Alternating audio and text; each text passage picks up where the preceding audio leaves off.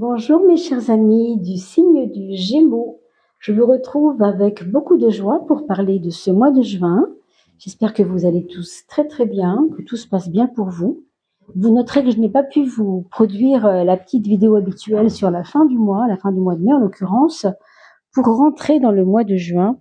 Et non, je ne suis pas chez moi, je suis en déplacement et donc je n'ai pas beaucoup de temps et pas beaucoup non plus d'espace. Vous voyez, là, je suis vraiment sur un petit endroit de fortune pour pouvoir faire mes petits tirages.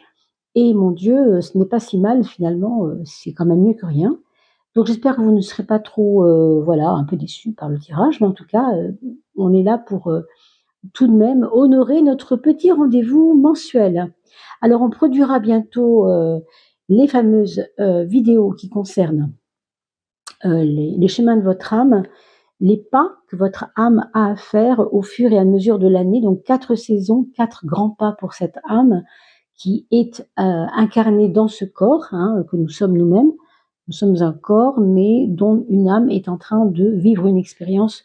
On le dit souvent, maintenant c'est devenu quelque chose d'important et de compris par beaucoup de gens.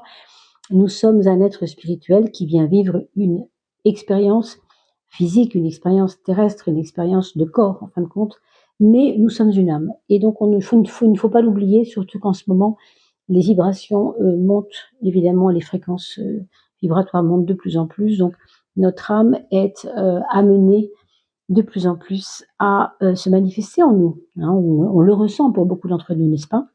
Alors, on va aller un peu plus loin. Pendant que je tirais mon oracle tout à l'heure, ma vidéo s'est arrêtée, donc je suis obligée de reprendre les choses en ayant déjà tiré mes 3 cartes. La 1 de coupe, la 2 de coupe et la 3e de coupe. On ne fera pas une coupe de 7 comme on fait souvent avec l'oracle de François Joly, mais on le fera comme ça, cette fois-ci pour l'entrée en matière dans ce mois de juin, d'accord? Alors allons-y.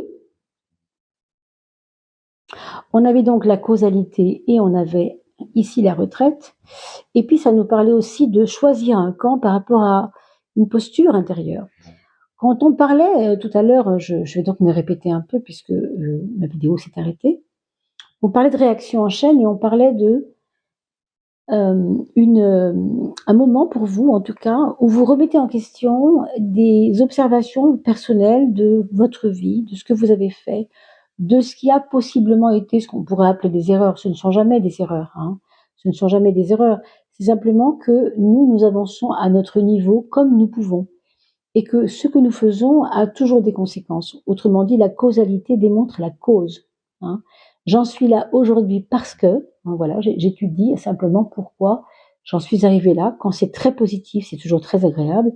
Quand ça l'est moins, évidemment, c'est plus complexe. Et ça nous met devant notre responsabilité d'être humain, de ne pas toujours vouloir rendre les autres responsables de ce que nous produisons nous-mêmes, puisque nous sommes aussi quelqu'un, avec une réflexion possible et avec une réflexion personnelle. On n'est pas tous inconscients, n'est-ce pas? Notre conscience travaille en nous, et elle aide beaucoup l'âme d'ailleurs, notre conscience, évidemment. Donc c'est ça qu'on vous dit. On vous dit que vous cherchez à comprendre aussi ce qui a fait aujourd'hui qu'il y a eu des réactions en chaîne dans votre vie. Ce qu'on voit ici, c'est que ça vous emmène à une certaine forme de paix, tout ça finalement, parce que vous allez grandir, vous allez grandir de cette réflexion. Et cette solitude que vous pouvez vivre parfois, en ce moment peut-être, ou particulièrement depuis quelque temps, eh bien, c'est une solitude qui est nécessaire. Vous voyez, cette carte est à droite, elle n'est pas à gauche, elle est à droite. Donc, on vous dit vraiment que être seul n'est pas un problème. Être dans un moment d'osmose avec vous-même, ce n'est pas un problème. Votre âme a besoin que vous vous occupiez d'elle. Si vous êtes trop en relationnel, vous vous occupez moins de vous, moins de votre âme, moins de vos besoins intérieurs, votre besoin spirituel, si vous voulez, votre besoin divers et variés, mais toujours dans le domaine intérieur. Donc, ça n'est pas pour rien qu'il se passe cette espèce de réflexion en ce moment. Et en fait, ça va aboutir, en tout cas cette entrée dans le mois de juin, va aboutir à une posture que vous allez devoir prendre, qui va être de choisir un camp, ou bien on reste dans une immobilité du ressassage. Vous savez, quand on ressasse des vieux souvenirs, des vieilles patterns, comme on dit au Québec, des moments où voilà, on a des habitudes qui nous ont pas forcément fait du bien. On reste là-dedans et on se sclérose, vous voyez, comme cette chrysalide qui, elle, n'a pas de futur, parce qu'elle est en train de mariner dans son jus, dans une espèce de vase, et elle ne peut pas avancer. Par contre, il y a l'autre camp qui est une possibilité heureuse.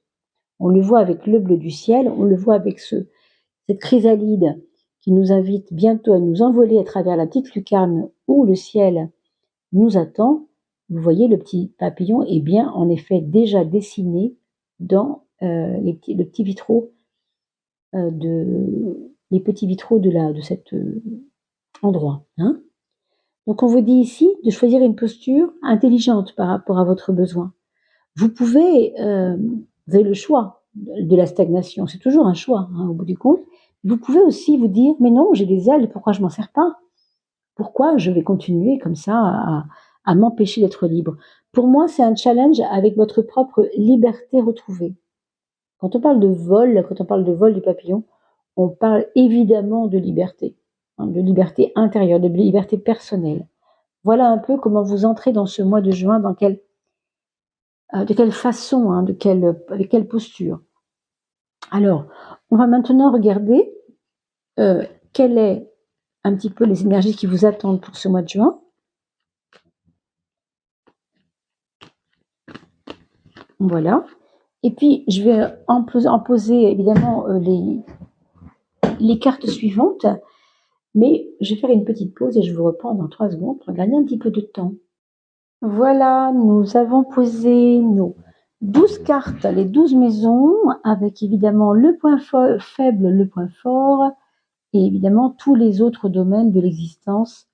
Et Dieu sait qu'il y en a. Alors, les 12 maisons, les 12 domaines, et on regarde comment et pourquoi peut-être aussi. Alors, le point fort, qu'est-ce que c'est? Ce sont vos actes, ce sont votre façon de bouger hein, dans ce mois de juin, vos outils, votre côté pratique, pratico-pratique on pourrait dire, mais aussi votre état intérieur quand même, hein, parce que le 1, ça symbolise votre personne, votre personnalité aussi, et peut-être aussi votre fort intérieur, on pourrait dire ça comme ça. Ça me rappelle quand même, cette carte de la papesse me ramène à la retraite, ce côté intérieur, ce côté qui a besoin de se poser, de manière solitaire, de manière tranquille, de manière sereine aussi, on ne le dit pas, mais quand on parle de solitude, il y a des solitudes qui se subissent, hein, mais il y a aussi des solitudes qui se choisissent. Hein. Et là, on peut parler de sérénité. Quand ça n'est pas subi, évidemment que c'est beaucoup plus voilà, actif, évidemment, c'est pas subi, mais en même temps, ça parle de sérénité. Hein. Transmutation et introspection quand même. On est vraiment avec ça déjà quand on parle de la papesse. Hein. Donc votre atout majeur, eh bien, ce sera de réserver votre énergie à des choses fines, à des choses qui sont en relation. On le voit ici avec la connaissance peut-être aussi. Vous voyez, les livres symbolisent évidemment la connaissance. On voit la croix ici qui symbolise le centre, puisque la croix elle est composée de 2 barres où il y a, on le voit ici, un centre. Hein. Donc, cette connaissance vous ouvre à vous et vous permet de connecter à votre monde intérieur aussi. Donc, vous voyez, c'est vraiment pas rien. Hein. Autrement dit, on fait fi de ce qui se passe autour et on est très centré sur soi. Bien sûr, nous n'avons ouvert que la carte 1, on n'a pas ouvert les 12 autres maisons. Regardons le point faible. Moi, le point faible, je dirais que ce serait un petit côté dépréciateur, je sais pas, dépressif peut-être quand même un peu, en mode dépréciation, ouais, c'est ça, il y a tout ça, quoi. Il y a un petit peu ça dedans. J'aime bien employer un petit jeu de mots entre dépression et se déprécier soi-même, parce que c'est très en relation finalement. Il faut que vous compreniez que votre force, elle vous tient debout quand même. Hein. Donc, si vous faiblissez trop par rapport à ça, vous pouvez vous retrouver en manque d'énergie. Hein. Avec le pendu en maison 12, moi je vous dirais de faire attention par exemple à votre laisser-aller intérieur sur les choses que vous savez ne pas être bonnes pour vous, mais que vous continuez à faire. Par exemple, ça peut être ne pas sortir, s'enfermer, ça peut être rester dans sa tête à longueur de temps. Vous êtes Gémeaux, n'est-ce pas? Le Gémeaux, c'est intellectuel, ça gouverne évidemment l'aspect intellectuel. C'est Mercure, le maître du Gémeaux, qui nous dit ça. Hein. Ici, c'est pas un Mercure avec des talons, vous voyez, avec des ailes aux talons, hein, pour le coup. Il va pas s'envoler tout de suite, hein, ce Mercure-là, vous voyez ce que je veux dire? On a cette posture de fermeture et de sclérosation, je sais pas si ça se dit, sclérosement, enfin, ce que vous voulez. En tout cas, il y a une posture sclérosée, c'est celle du papillon un peu foncé, qu'on retrouve chez le pendu. Donc, à vous de comprendre ce que je dis à demi-mot et de peut-être vous obliger, vous booster, téléphoner à des amis. Enfin, vous voyez, ne restez pas dans une posture. C'est ambigu parce qu'à la fois, on a ce personnage qui semble ne pas avoir besoin de sortir pour se réaliser, hein, vraiment très intérieur, très comme ça, cocooning, etc. Hein, c'est un peu le coussin avec les chats, quoi. Hein, on est vraiment en mode cocooning l'hiver. Et là, pourtant, en même temps, on vous dit de ne pas rester trop enfermé. Donc, à la fois, il faut le faire quand c'est nécessaire, mais pas tout le temps. Vous voyez, ce qui serait inquiétant, c'est que vous ne fassiez que ça. Attention à ça, en tout cas. Hein. Permettez-vous, voilà, de bouger un peu, d'aller téléphoner à des amis. Permettez-vous-le. Hein. Sur le plan du travail, alors, il pourrait y avoir des incompréhensions de la part de certaines personnes de votre travail, alors des collègues, un directeur, que sais-je. Il peut y avoir aussi des difficultés avec des personnes du sexe féminin, plus, à moins qu'il ne s'agisse d'hommes assez féminins, c'est possible aussi. Mais voilà, on sent qu'il peut y avoir quelque chose, non pas à régler, mais quelque chose qui peut peut-être venir influencer votre moment du mois de juin. On nous parle aussi d'être intuitif dans votre travail, d'être à l'écoute de votre intuition. L'aspect relationnel, on l'a vu tout à l'heure, hein, c'était important. Vous voyez, en même temps, il vous sort de chez vous, ce soleil. Il va vous sortir de chez vous. Le soleil, là où il est placé ici, il nous parle d'une camaraderie vraiment belle, quoi, avec certaines personnes, du moins. Je dirais une fraternité presque, avec une chaleur, hein, une joie. On a un petit peu tout ça ici. Et il peut y avoir des moments très chouettes, très chaleureux. Tant mieux parce que quand on voit ces deux cartes que j'ai évoquées tout à l'heure, c'est vrai qu'on pourrait se demander, mais alors, le plaisir, il est où, quoi, hein? Donc là, oui, bien sûr, le plaisir peut être au rendez-vous. Tant que vous êtes aussi preneur, hein, tant que vous vous permettez ce plaisir, et tant que vous vous permettez d'aller voir un peu ailleurs si vous y êtes, quoi. Sortir un peu le bout de son nez. Hein.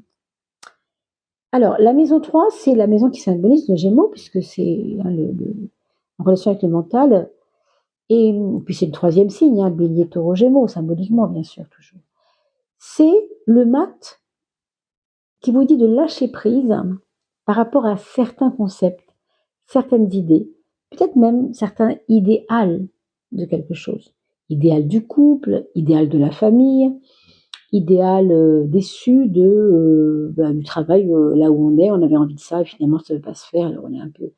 Il peut y avoir une déception, on ne sait pas trop en tout cas, mais s'il y en a une, en tout cas, on vous dit de lâcher prise cela. Ça n'est pas le moment et il vaut mieux transmuter l'énergie de déception en on s'en fout, on avance, on fait autre chose. Ok, j'ai eu une semaine compliquée parce que mon chef m'embête, ben moi ce week-end je m'éclate, quoi, voilà. C'est ça, en fait, vous transmutez l'énergie, vous permettez autre chose. C'est encore une fois ce choix du papillon qui est pas, voilà, qui est pas très brillant, là, qui bougonne dans sa chrysalide, ou celui qui se fiche de ça et qui se dit, bon, allez, hop, je vais m'envoler, quoi. Hein. Vous voyez, c'est toujours un peu la même histoire, finalement, tout se rejoint. Pardon, je me trompe finalement, de cartes. Alors, les projets ici, c'est carré, hein. Les projets, c'est l'empereur. On nous parle de projets de déco maison, de déménagement, d'embellissement d'une façade, de réarrangement, réaménagement, peut-être des projets en relation avec des personnes plus âgées que vous, possiblement. Ouais, je sais pas pourquoi, mais je pense qu'il y a des personnes qui vont peut-être commencer à penser à faire ce qu'on appelle, vous savez, des voyages, euh, les fouilles, vous savez, archéologiques ou des choses comme ça. Ça peut aller jusque-là, hein. Bon, il peut y avoir cela parce que là, on parle de vieilles pierres, on nous parle de vieux débris retrouvés avec des valeurs, des choses qui peuvent vous intéresser à beaucoup de niveaux intérieurs, hein. Je me demande même si c'est pas lié à la connaissance. Pour certains, ça pourrait être lié à la connaissance, à la recherche. Il y a peut-être des archéologues parmi vous qui s'ignorent, hein. Alors, l'amour, on a le choix là aussi, hein. Moi, j'ai envie de vous dire, si je reprends la carte du choix, je vais retomber sur cette carte-là, et on verra que, en effet, le choix, c'est toujours entre deux possibilités. L'une qui nous tente parce qu'on la connaît bien et qui est le bougonnement intérieur qui ne sert pas à grand-chose.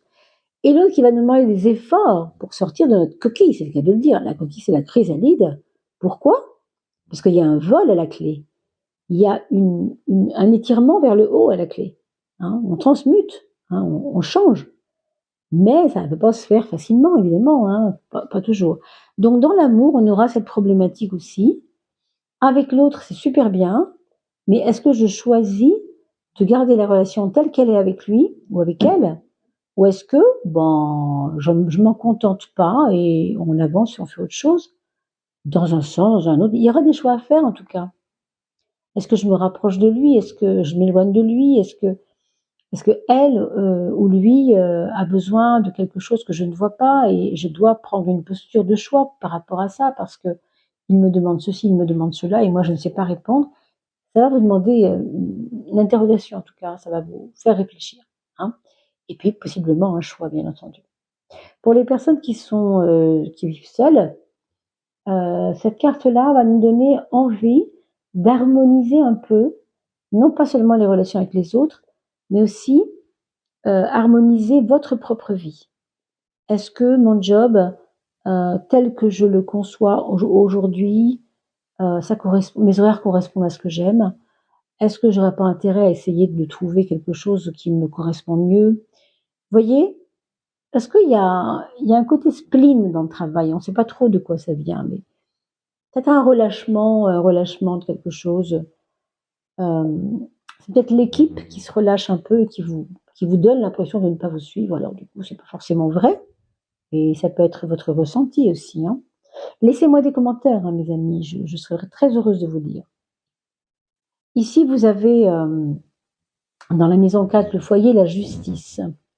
On vous dit que vous voulez des relations justes avec les personnes de votre famille. Alors, les parents, si vous êtes un jeune, ou même si vous avez 40 ans et que vous vivez encore chez vos parents, ou alors simplement vous avez votre papa, votre maman chez vous.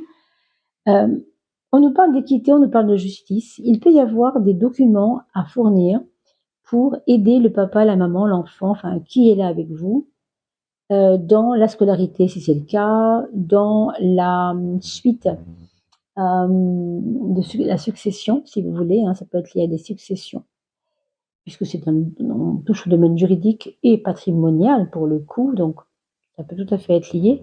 Et on voit que ça n'est pas simple. Il peut y avoir peut-être des résultats juridiques, hein, par rapport à ce qu'on a dit, qui se sont fait attendre et qui ne donneront pas forcément nécessairement tout à fait les mêmes les résultats que nous voulions, hein, c'est possible. Parce que 2 fois 8, 16, c'est vrai qu'on pourrait supposer que on ne fait pas d'omelette sans casser deux. Je demande quelque chose juridiquement, est-ce que je vais être entendue? On ne sait pas trop, hein. On ne sait vraiment pas trop. C'est pour ça que je vous ramène à ce mat en maison 3 qui vous dit que quel que soit votre problème, ne vous tracassez pas, ne vous cassez pas la tête. Simplement, on respire un bon coup et on sait que demain, ça sera beaucoup mieux. C'est pas grave de ne pas se sentir complètement suivi, quoi, hein, par rapport à des domaines, comment dire, des difficultés administratives ou des choses comme ça. ou même juridique, bien sûr, hein. On va regarder la maison 2 qui nous parle de matériel. On vous dit de faire attention aux finances simplement dans le sens de rééquilibrage. Par exemple, vous avez une enveloppe alimentaire qui est un peu énorme, alors que vous êtes que deux à la maison, imaginons, hein, et que vous pourriez tout à fait, avec ce que vous consommez, faire manger 5 personnes, quoi. Donc pourquoi, hein? Est-ce que c'est une pléthore de produits que vous achetez? Je ne sais pas trop de quoi il s'agit. On vous dit que maintenant, il faut arriver à être à l'écoute. Ce que j'entends, moi, c'est les battements du cœur. Vous savez, on a souvent on écoute son cœur quand on va se faire plaisir, on va acquérir matériellement des biens, des choses. On écoute son cœur. On a l'impression qu'on vous dit, vous, que vous n'écoutez pas votre cœur, vous écoutez beaucoup votre mental et vous écoutez beaucoup ce que disent les autres aussi, peut-être, possiblement, hein. Et là, on vous dit de vous alors c'est marrant, j'ai employé un mot qui est un peu étrange, mais on parle de cohérence cardiaque quand on parle de respiration. Ici, c'est ça. La cohérence cardiaque par rapport à vos plaisirs du cœur et donc matériel également. Il y a quelque chose à comprendre là-dessous. Je ne peux pas vous en dire plus. Ce sera à vous peut-être de... Vous savez, quand on a des coups de cœur, on dit souvent « Ah, moi j'ai eu un coup de cœur, c'était vraiment un cri du cœur ».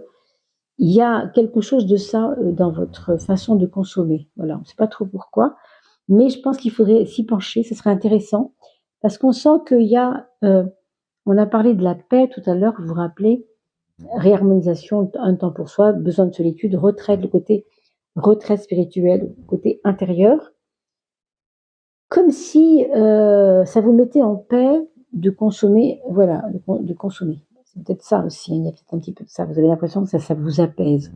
Donc peut-être, possiblement, regardez pourquoi ça fait ça et qu'est-ce que vous pourriez faire pour améliorer cela.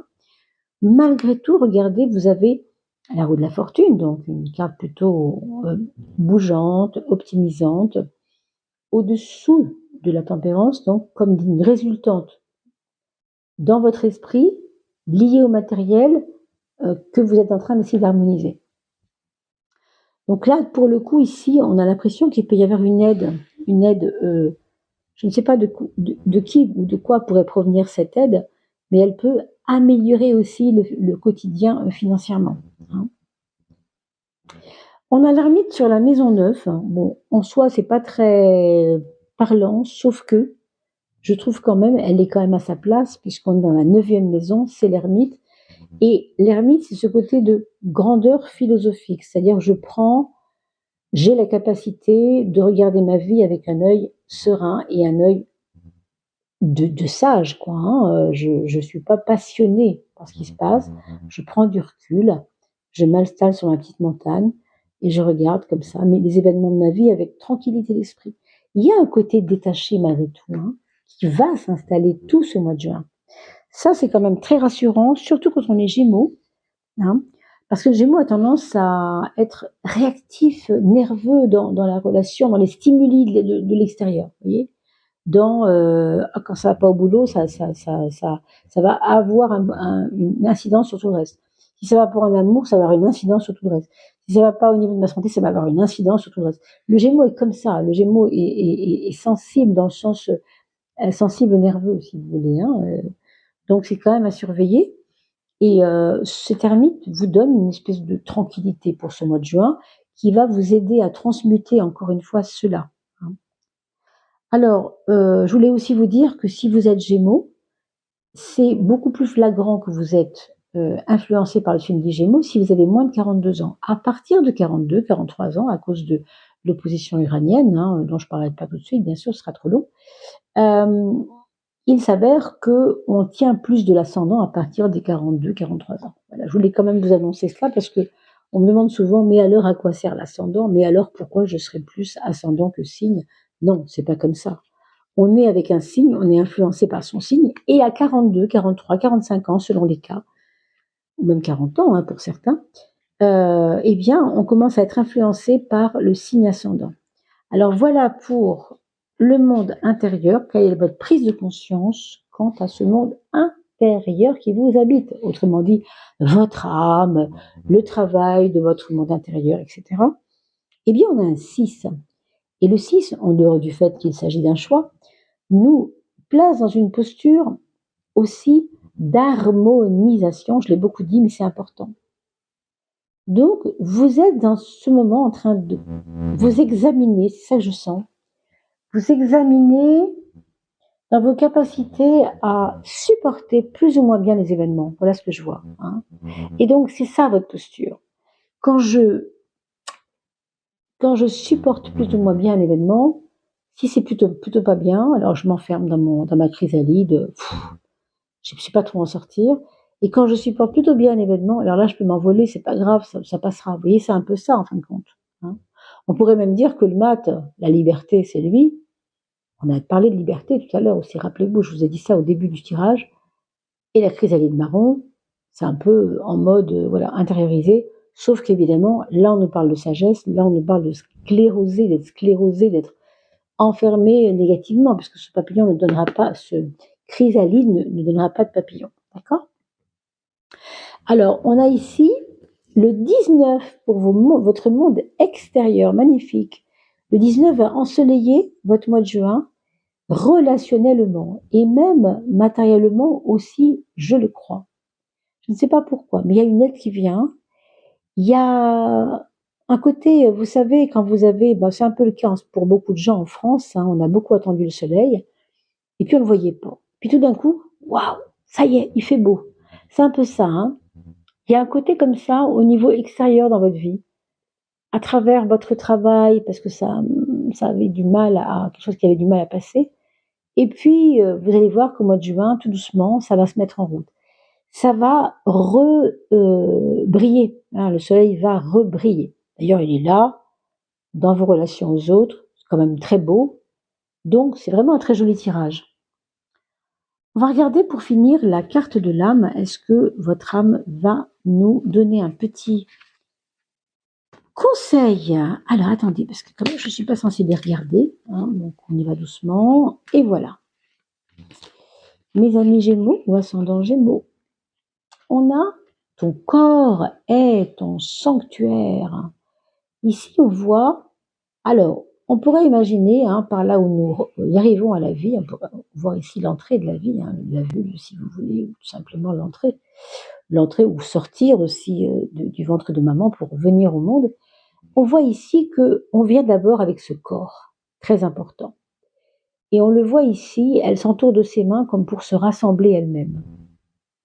Donc il y a un peu de ça ici. On reste un, on ne se disperse pas, vous voyez, c'est important. C'est comme ça qu'on vient au monde.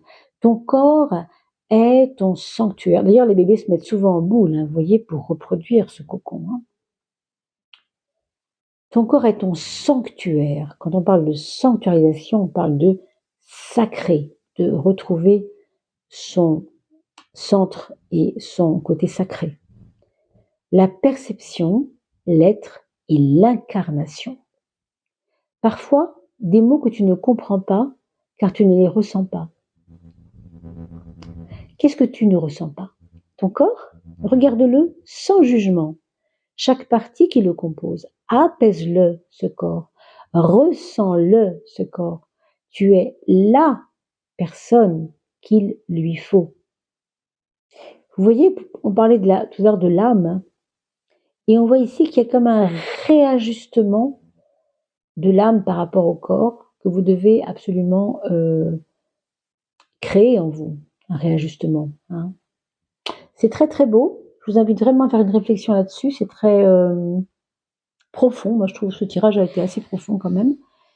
Et mon Dieu, je vais devoir vous souhaiter maintenant un très joli mois de juin. Merci beaucoup pour ce petit moment passé ensemble.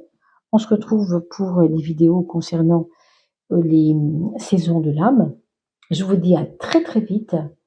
Merci de partager ces vidéos. Ça me fait toujours beaucoup plaisir. Laissez-moi un commentaire si vous voulez faire partie des gagnants concernant le tirage au sort des 3000, comme ça va être le cas bientôt. Je vous dis à très très vite. Portez-vous bien.